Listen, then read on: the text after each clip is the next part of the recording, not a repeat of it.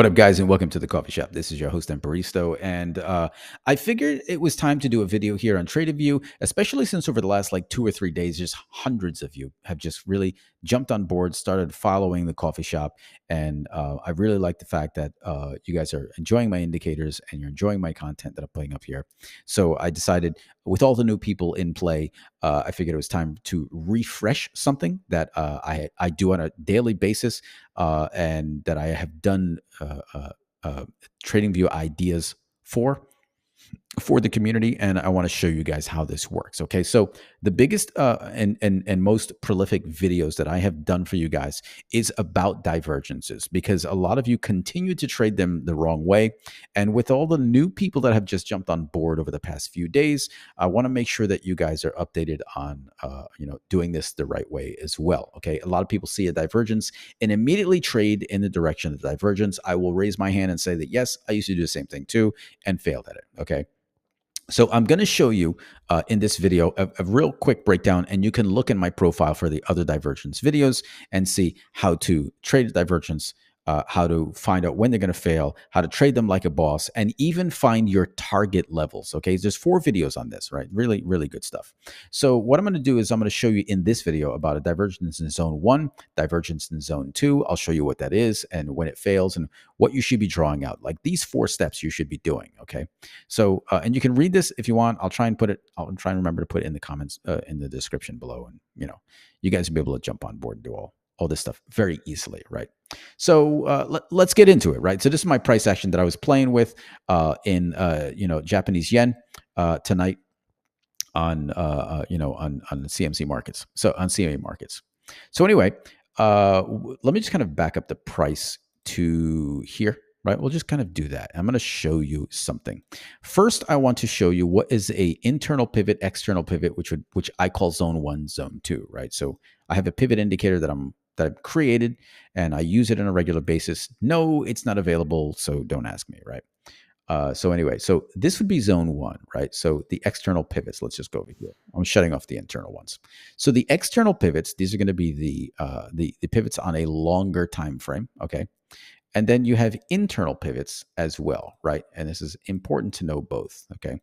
So let's switch out. There you go. So internal pivots is when price is squeezing in a nice little tight range and you want to get a breakout of that range, right?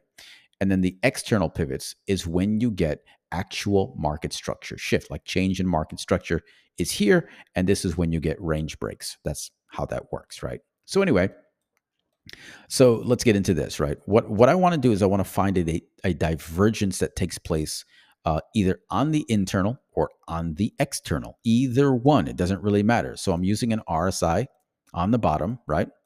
And I could see that right here, I had a pivot that started and the pivot was crossed, right? So I just want to verify. I just want to confirm, right? Here's the high. Here's the RSI.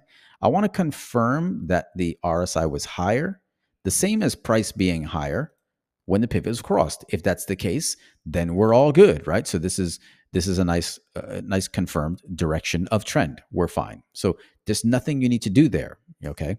However, the pivot line still exists for the external. That's why this is dashed and this is solid. So let it play out. I want to see what's going on right here, right? You can see that. You can see that the RSI started up here, is over there, right? A high came in and touched it, and the RSI was lower. So I'm going to prepare. I'm going to prepare for a what do you call it? A bearish divergence. I'm going to prepare for one. I don't have one yet, right? So at this point, when this takes place, it would be a bearish divergence if price closed above this pivot, right? So I would start looking backwards for liquidity, in the market at this level. Let me just kind of do this there. All right. So I want to look backwards for liquidity in the market and see where that was. And I think it's way, way back there, if I remember correctly. I'm not sure if I could fit that into this video, but we're going to find out and just kind of see if I can get that in there. Okay. Where's price action? Where we are. I'm just kind of, I put that line there so I don't lose my line in the chart. Price level. Oh, it's not letting me get it, right? I wonder why that is. Let's see here. Do this. There we go. And I lost everything. So let's get back here, right? Yeah. So is this like a new high? No, it can't be. 30-minute. I'll go to the 30-minute. Switch it. There we go. There. No, I don't see it yet. Come on. Don't lag on me. There we go. Okay, so what I want to find is liquidity that was left behind in this trend above me, because my current price is moving up, right? It's moving up, right? That's what's happening, which means there's liquidity somewhere here. And I want to use that as a target. Liquidity in this sense is going to be when price is in a downtrend, right? Makes a low, makes a high, makes a low, right? You with me? Makes a high, doesn't make a lower low, makes an equal high, and then it breaks below. Okay, so that means this high right here did not commit to a lower low. That means there is liquidity from this high to the highest close above it, right? That would be liquidity. Okay, that would be liquidity. Like I said, price was in a downtrend, came up, broke its structure to the downside, came up, did not break its structure to the downside, but it went up again, okay? Went up again and then broke down. So there's liquidity. So the force is here, but there is no force at this high. So it took 2 times, which means from this point to the highest close is going to be liquidity, right? So I'm just going to look for that here. Current price is at this point, right? We have that alleged divergence taking place. So we're just going to kind of look for where price did not break its own swing low. I might as well use this to do that, right? So we have a downtrend, price comes down. This is a committed pullback. I'll get into another video about that another time. Does not give me a good low, right?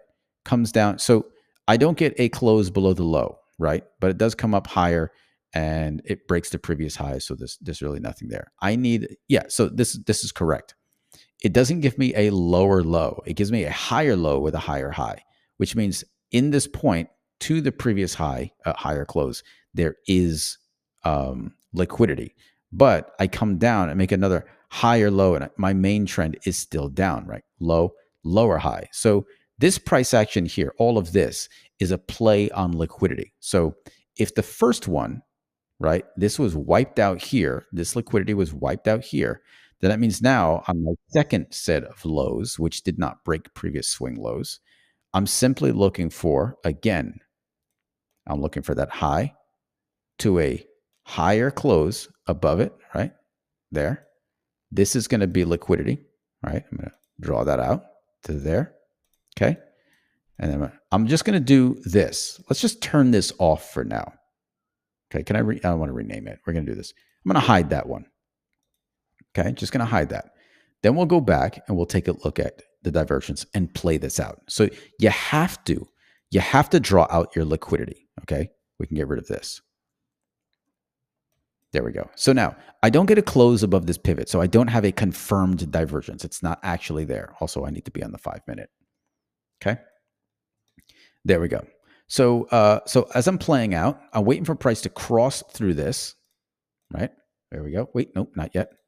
There? Are we there yet? Yes. Okay, so we had a close above this, right? So what I want to find at this point, and I can just use this if I want to, I'm going to wait to see if I have a lower high or a lower close. That's what I want to find out. I want a lower high or a lower close on a candle after the divergence. Then I'll know I have a previous swing high or a new swing high, right? So I got a higher high, equal close. No problem there, right? Higher low, higher high, equal close. Now I got a lower close, which means whatever high I have now is my highest high.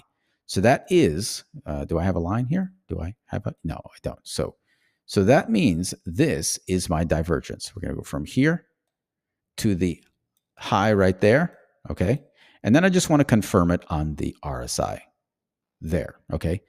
Obviously bearish, because I wanted to open this up and look at it again because we knew that this one was lower, but as price played out, we didn't know where this RSI was. So it's obviously lower here, higher here. We have a bearish divergence. Wonderful. So what do you do at this point? Okay, let's turn off the indicator because we don't need the pivots at this point. What you need to find is the divergence zone. The divergence zone is going to be the candle that got you in to the candle that got you out, which would be the highest close. You're going to draw a box from one point to the other. That's what you're going to do. Okay. So that's going to be here. I'm going to go, all right, there. The candle that got me in, I want the open of that candle to the close, the highest close that's over there. I like using the closing values. Okay. So this is divergence zone. When price is in this zone, you do not want to trade it. Stop trading. Wait to get breaks. Okay. The reason for that is because usually support is under price, resistance is above price. But when you have divergences or hidden divergences, support and resistance have flipped over each other. So now you have support is above you, resistance is below you. So, and that looks like this. Support is up here, resistance is there. That's what's happening. So you want to draw that out. Where is the support to resistance? Okay, so there is a swing low prior to this, and it's right there. Okay, it's right there. See it? Little swing low. That's going to be your resistance zone. Usually in between the start and end of the divergence is a swing high. That's the one that you want. Okay, and it's always above the divergence zone. It's a liquidity grab. Okay, so you want that swing high. You want to mark that too. Okay. Now, what you're going to do is let's start with the resistance zone, right? So you're going to go from that low. I'll go from the close, and I want to go to the divergence zone because the divergence zone is a zone. Resistance is going to be its own place, right? Its own place. Then you have the support zone. Remember, support's up here. Okay. Support is now up here. That's going to be from the top of the zone, right? From the top of the divergence zone to that swing high that's right there. This is support. Price is going to get into this area, show reactions, and give you support. Or price is going to come down here, give you reactions, and you will get resistance and fall or rise. That's how that works, okay? And just so you guys can see that this is a support zone right there. Hang on, right there. See, drew it, support zone, we're good, right? Now, so let's again turn on that liquidity level, which is a rectangle that I drew up there somewhere, right? Remember that? And we're going to let price play a little bit. This is why I like using the kill zone that I created. You get to know whether you're actually falling or rising. So the divergence plays out. And this ribbon tells me that I have inflow taking place, right? Inflow. Remember, this support zone is right there. I'm going to extend it to the right, okay? And you're getting nice, strong reactions directly in that zone. Look what happens. You close right above it. Nice wick right in that zone, right? And it's that same high that's right there. It's in between the start and end of the divergence. It's that high. This is your support zone, right? So the kill zone is telling me that I'm still on the long side and now I have inflow taking place. So you could stay in this trade and you can see what happens on the very next candle. Okay, the very next candle is an order block. It is the order block. Look at how that candle reacts to that same support zone and just launches way up there. Okay, and then finally you start getting a switch on the RSI. You start getting whatever you need to get. And we're wondering, where does price go to? Okay, I don't know where it goes to yet, but let's see if it gets to that liquidity level. Nope, it did not get there. Again, I could have it marked out slightly wrong, but I'm assuming that price is going to get all the way up to that liquidity and then just fall flat. So we know that we ended up having trouble finding liquidity in the beginning of the video anyway. But I wanted to show you mainly what you're supposed to do here for your support and resistance and how to draw the zones for the divergence. Again, we had the divergence played out, right? You want to close above that pivot. You look for the RSI. If it's lower, it's bearish. So then you go in, you draw out your, right? And it's all right here, okay? It's all right here. The divergence zone on the internal pivots, see if you end up getting the right kind of price action.